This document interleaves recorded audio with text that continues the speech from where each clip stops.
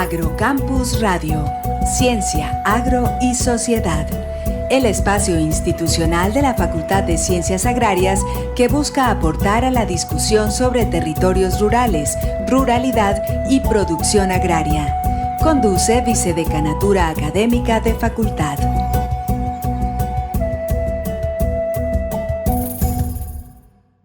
Buenas noches, bienvenido a su programa Agrocampus Radio para continuar con un tema muy actual desde hace rato, pero que en el discurso de ayer el presidente Petro lo puso en el contexto mundial, y es la importancia de conservar nuestra biodiversidad, nuestros bosques y biodiversidad pues entendida en términos florísticos, en términos ecosistémicos y en términos culturales. También aclarando que la biodiversidad florística conlleva una biodiversidad asociada, que es toda la biodiversidad animal, ¿cierto? Y para ello, nuevamente han aceptado nuestra invitación el doctor Wilson Lara Henao, quien adelantó toda una investigación para generar un procedimiento dirigido a evaluar las variables esenciales o claves de la biodiversidad. También nos acompaña el profesor Guillermo León Vázquez Velázquez, decano de nuestra facultad.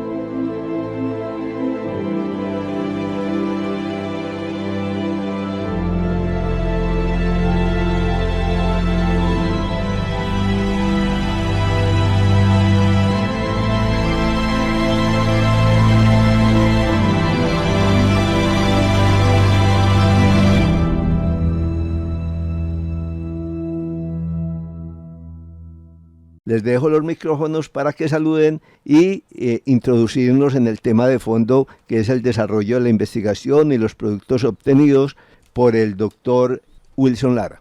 Bueno, muy buenas noches. Gracias por invitarme a esta segunda parte del tema sobre biodiversidad. Buenas noches para todos los oyentes de Radio Campus Radio, programa institucional de la Facultad de Ciencias Agrarias que conduce el profesor León Darío Vélez, vicedecano académico, y gracias de nuevo, estimado colega, amigo, ingeniero forestal, egresado UN, Wilson Lara, con quien vamos a partir en esta segunda parte sobre el trabajo de investigación que viene realizando.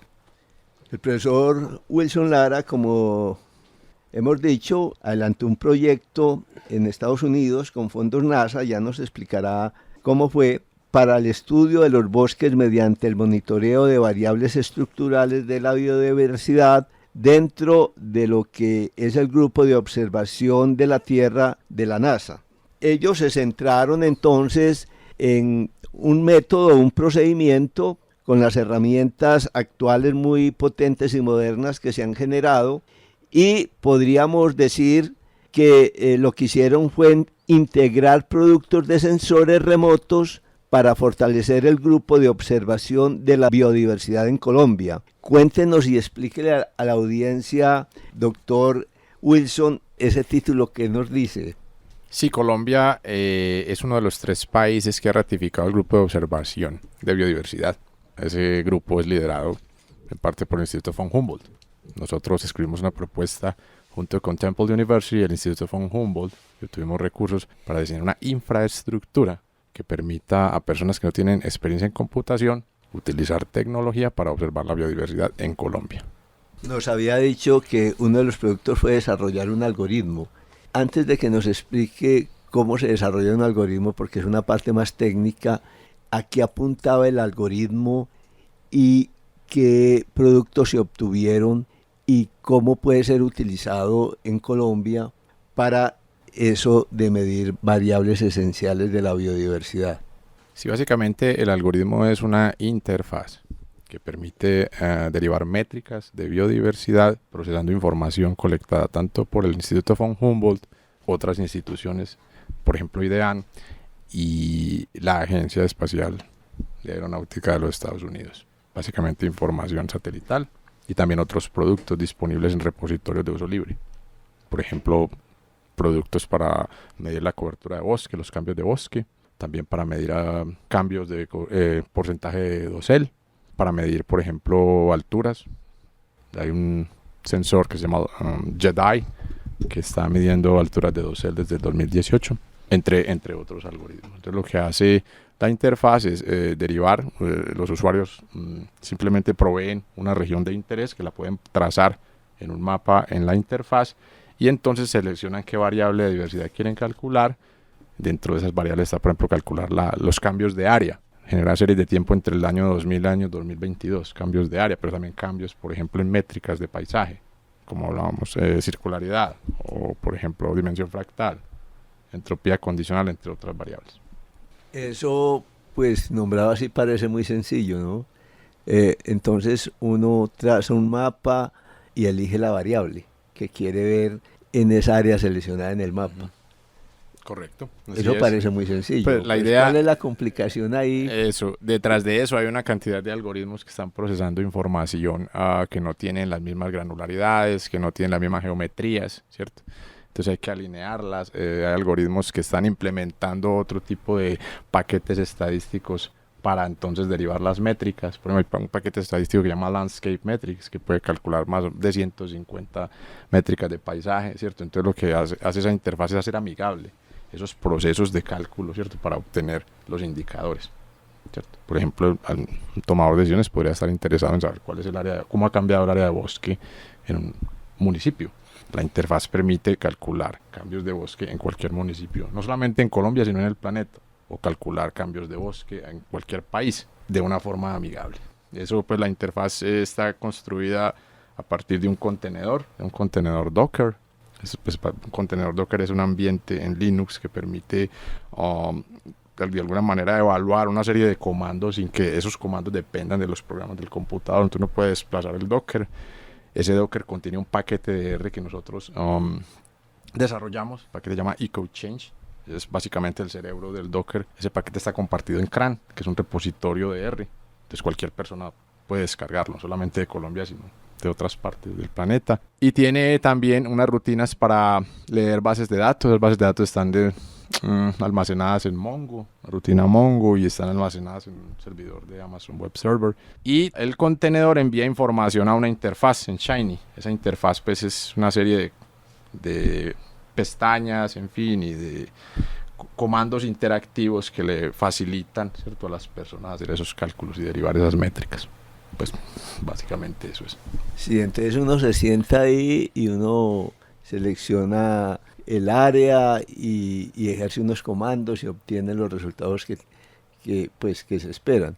Eso es lo que hace uno, el usuario. Uh-huh. Pero lo que ustedes desarrollaron es toda esta parte que nos estás explicando.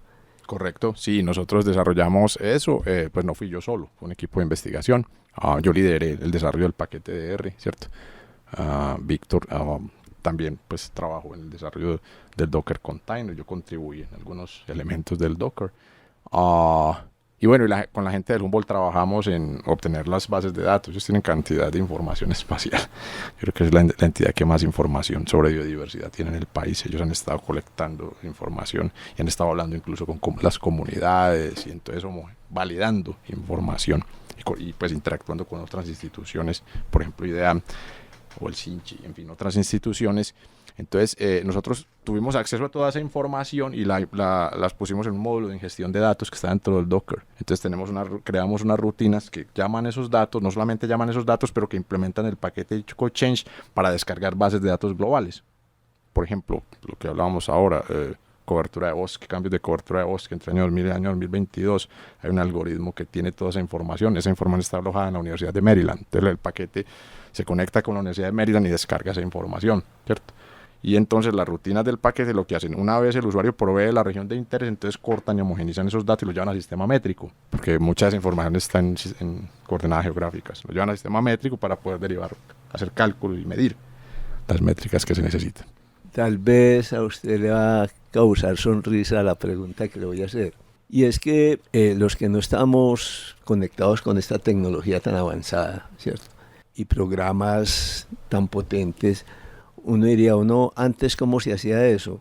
pues habían los satélites que tomaban fotografías remotas, aéreas o desde satelitales cada periodo de tiempo, cada 6 meses, cada 2 años, inclusive cada 15 días.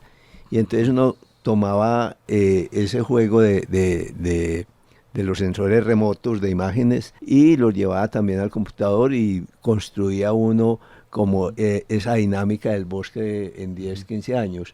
Esto es en el fondo lo mismo, es una cosa muy distinta o más fácil de manipular. ¿Cuál es esa diferencia con estas herramientas que le acabo de decir que ya a ustedes les puede parecer algo arcaicas y con razón? O sea, no es despectivo, sino pues el progreso. Sí, la cantidad de información remota que se está obteniendo ahora de los ecosistemas se ha multiplicado, o sea, ahora hay demasiada información, esa información es dinámica, varía en el tiempo, ¿cierto? Entonces, obtener representaciones estáticas de esa información es muy limitado. Por ejemplo, usar Excel para procesar información está bien, pero uno a lo sumo obtiene representaciones bidimensionales o tridimensionales muy limitadas. Entonces uno necesita algoritmos un poco más avanzados que le permitan a uno, por ejemplo, derivar cubos de datos, ¿cierto? Cubos de datos, por ejemplo, no solo un mapa, sino un cubo de datos de mapas dinámicos que uno pueda hacer un corte en un momento determinado y pueda mirar cuál es el estado de los ecosistemas en ese momento, ¿cierto? Entonces la información que hay amerita eso. La información dinámica de esos repositorios amerita eso, entonces tenemos que trabajar con herramientas, ¿cierto? Tenemos que incursionar en el campo de la programación, tenemos que estudiar un poco programación orientada a objetos, porque tenemos que de alguna manera hacer compatibles esos algoritmos que hacemos con algoritmos preexistentes, porque no podemos reestructurar o rediseñar todos los algoritmos de computación para resolver un problema en ecología. Tenemos que heredar, ¿cierto?, algunos algoritmos ya existentes, y para compatibilizar lo que queremos hacer nosotros con lo que ya existe tenemos que entender un poco más de computación, que es, por ejemplo, heredabilidad, que es polimorfismo, que es, en fin, una serie de conceptos que son importantes, ¿cierto? También entender los lenguajes con que se está trabajando. Nosotros trabajamos en R, que es un lenguaje muy conocido en el campo de la ciencia, pero bueno.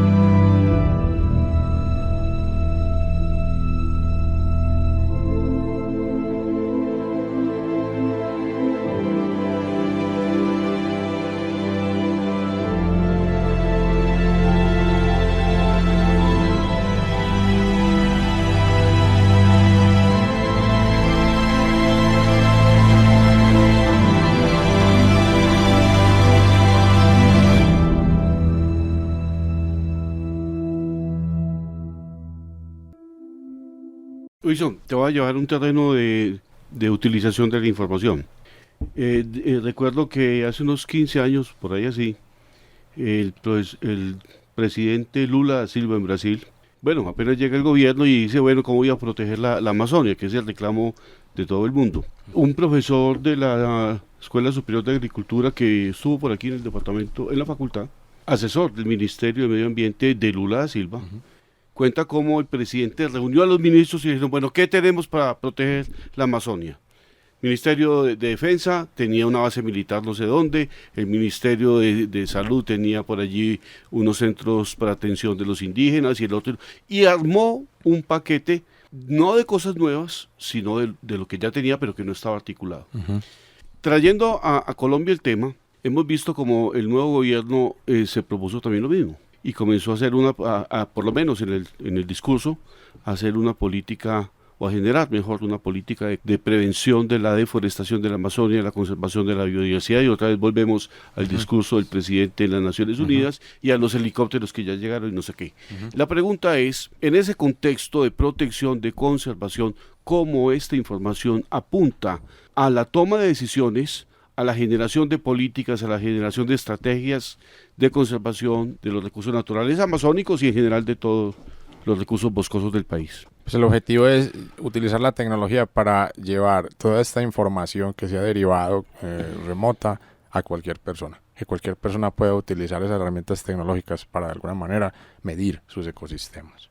Eso es lo que queremos. Corporaciones autónomas regionales, municipalidades y institutos de investigación, cualquier persona. ¿Sí? O sea, que tenga acceso a la interfaz pueda de alguna manera derivar estadísticas muy fácilmente. Y estadísticas que sean robustas y robustas es que sean prolongadas en el tiempo, ¿cierto? Que muestren históricamente qué ha ocurrido y que sean de alguna manera confiables desde el punto de vista estadístico.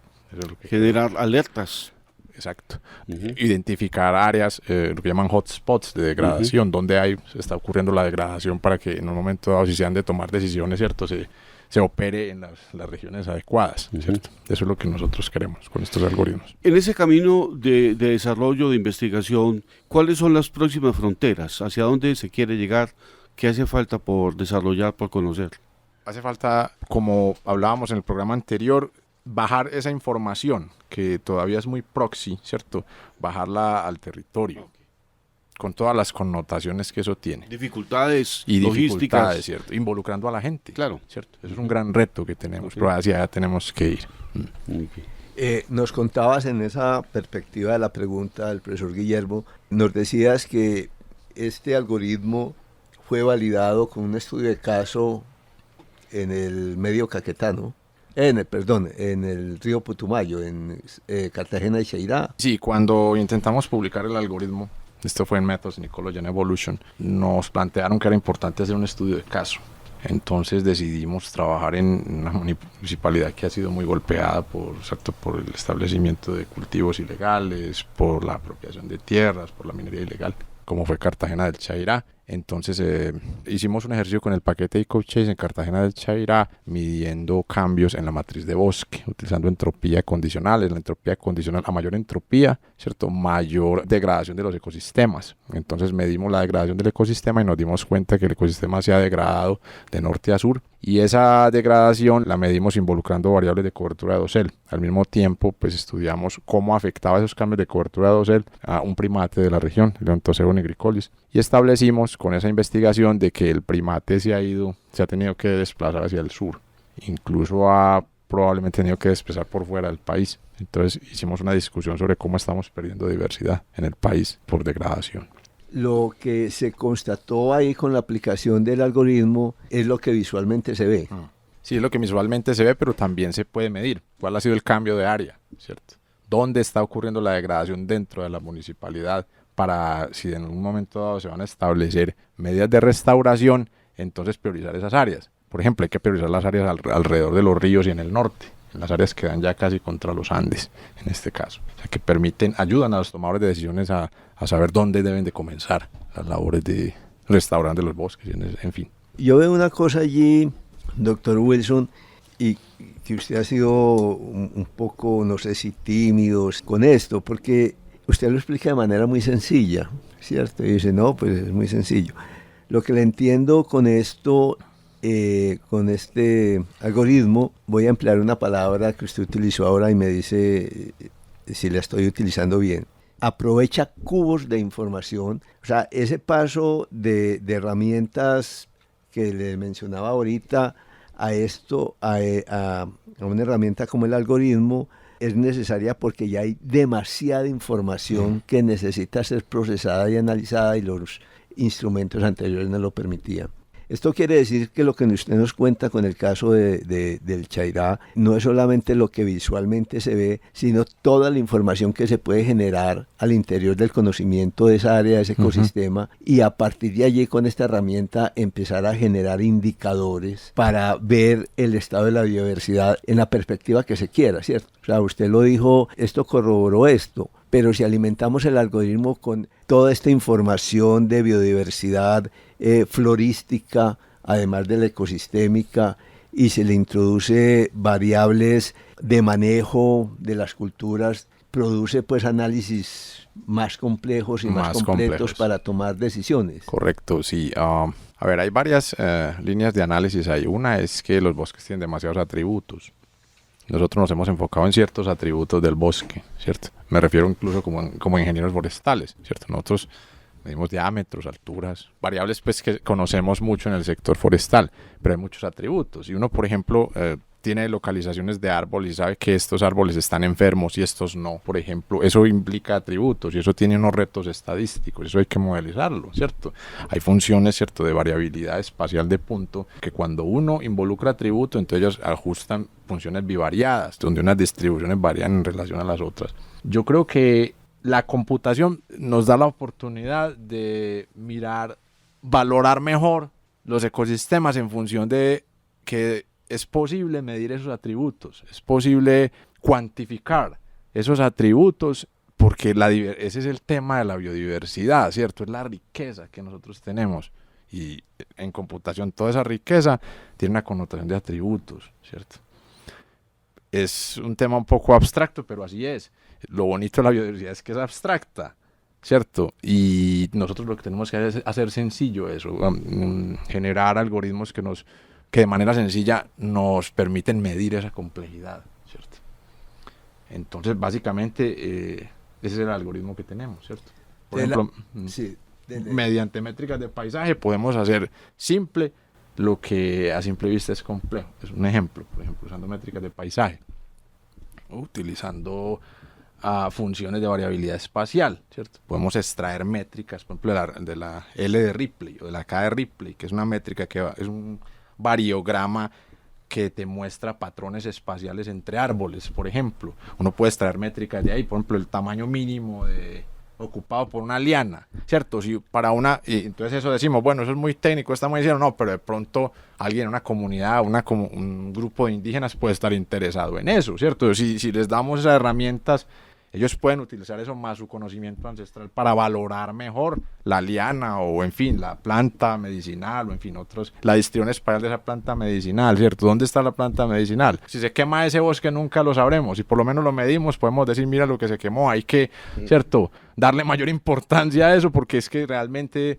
lo estamos perdiendo o tenemos en demasía, no lo sabemos. Es lamentable. Yo creo que es un nivel de miseria muy, muy lamentable, la ignorancia, o sea, no sabemos. Este algoritmo, voy a poner este algoritmo es como haber diseñado un computador cuántico que le podemos meter mucha información y de mucho tipo para que nos la procese. Es decir, el algoritmo va a ser muy potente en tanto lo alimentemos con información que puede provenir de sensores remotos, pero también, como decía el profesor Guillermo, del trabajo en campo, de las colectas y del conocimiento local que tienen las comunidades. Sí, sería muy interesante uno sentarse con comunidades para discutir acerca de áreas de interés, regiones de interés.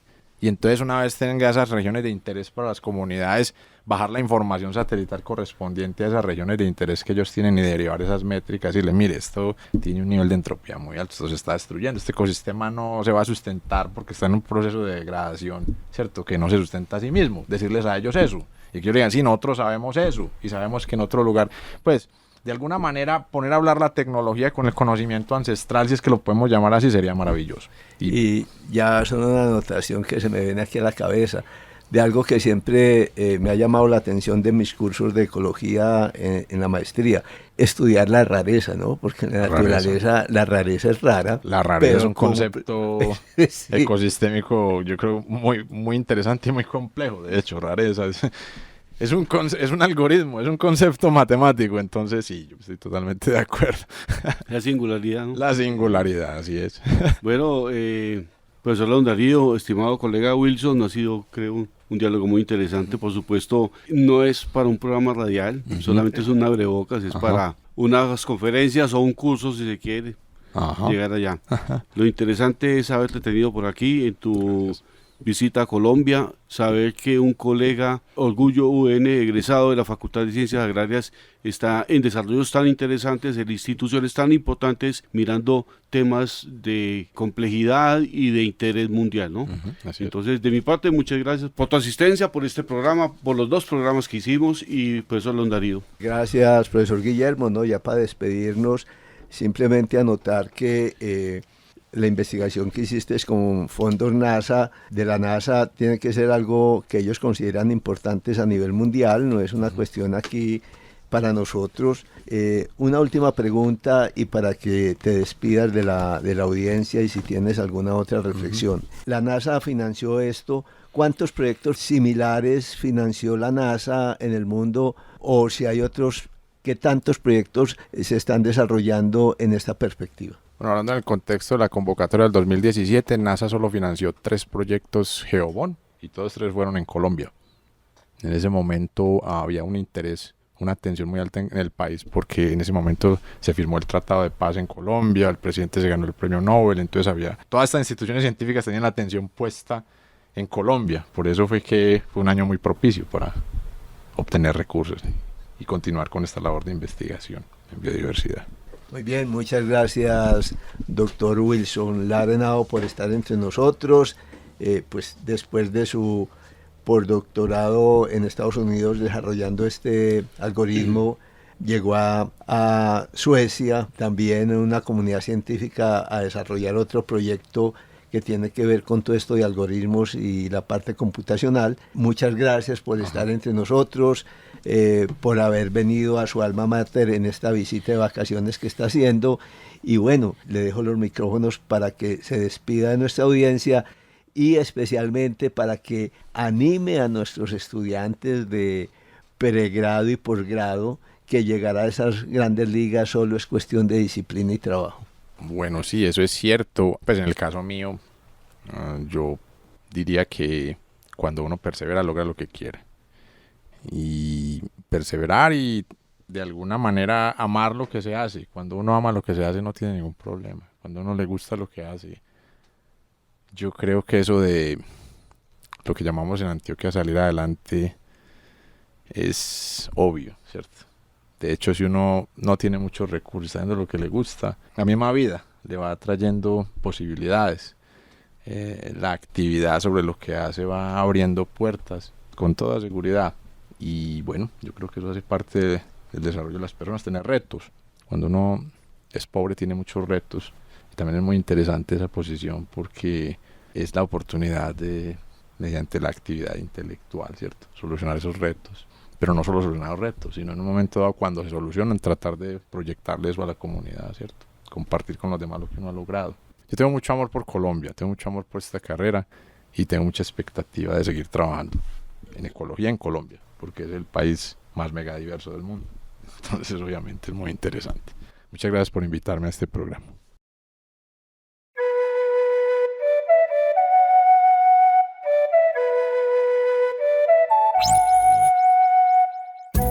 Agrocampus Radio, Ciencia, Agro y Sociedad. El espacio institucional de la Facultad de Ciencias Agrarias que busca aportar a la discusión sobre territorios rurales, ruralidad y producción agraria. Conduce Vicedecanatura Académica de Facultad.